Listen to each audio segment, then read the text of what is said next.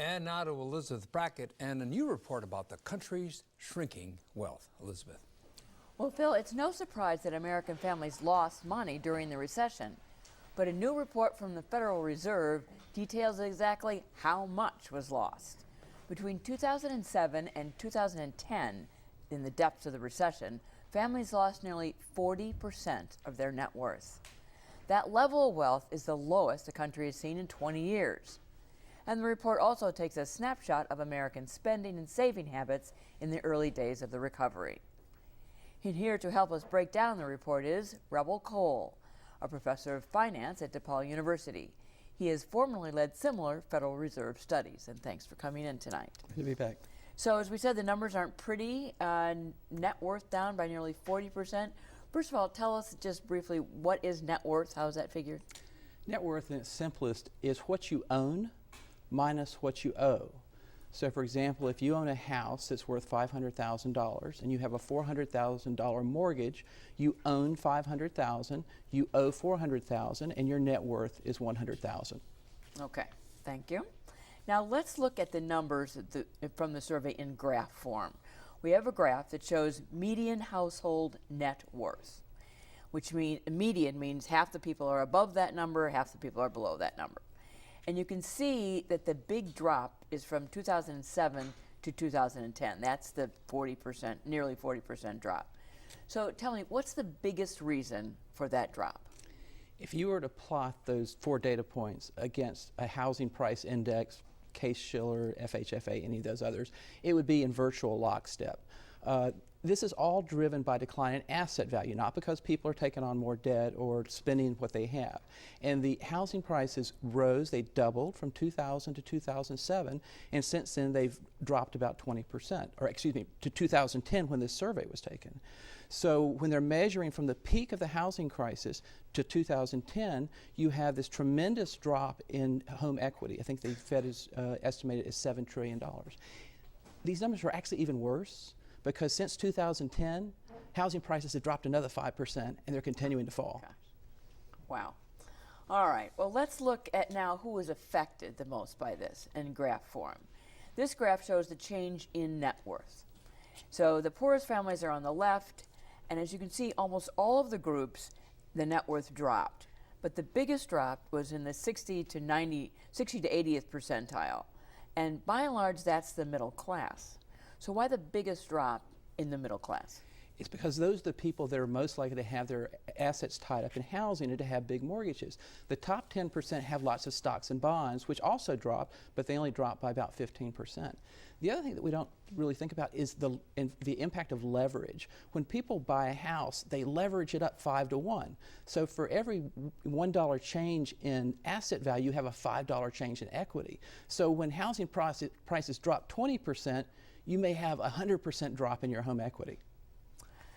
And but those, as you can see in the graph, in the top 10%, those people, their net worth rose by 2%.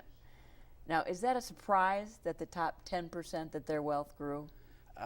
It's kind of surprising that anybody's wealth grew in this time, but these numbers are very highly skewed, and it's the top 10%, but even within the top 10%, it's the 1%, and within the 1%, it's the 0.1% that's really driving these numbers. These things are incredibly skewed, which is why the Fed relies on medians rather than averages. But still, their wealth grew. Well, there's another point to keep in mind here, that these are snapshots, so it's not saying that the same people that were rich in 2007 actually were wealthier in 2010. There's actually an appendix in the study that shows that the people that were at the top of the income scale in 2007 actually lost money going to 2010. So these are new people moving in at the top. But yeah, the people at the top are doing better than anybody else. But despite that, the numbers also show that the income inequality went down from 2007 into 2010. Why? Income inequality has gone down in every recession since they've been tracking this. In the 1992, 2001, 2003, and in the current recession. A sinking boat levels out income inequality because you have, in rising boat, the rich get richer, the poor get richer at a slower rate. And in a recession, the rich get poorer at a faster rate than the poor. But if that's the case, why isn't there more income inequality. If the rich get richer, they and the do poor when get things are poorer. good, but things in this when things are getting worse, then you get this decline in inequality. Because if you look at the net worth, like the bottom quintile, it's essentially zero. They have no net worth. So when people at the top are losing 40% of their net worth, that compresses the inequality. So the survey also found that families saved less, and that they saved for different reasons. What was that? Well, there was a big switch out of saving for retirement and more for current precautionary liquidity measures. And if you think this makes perfectly good sense, why are you worrying about saving for retirement when you're worried about losing your job or having your home foreclosed upon? So we've seen this very strong shift to looking for liquidity and the ability, if you get laid off next year, that you want to be able to pay your mortgage or your car payment or both.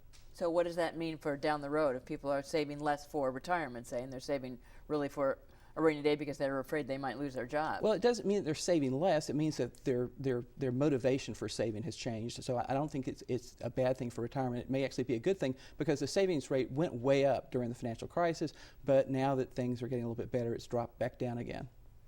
It also said that people paid back their debt more slowly, and they also took on different kinds of debt now than before the crisis.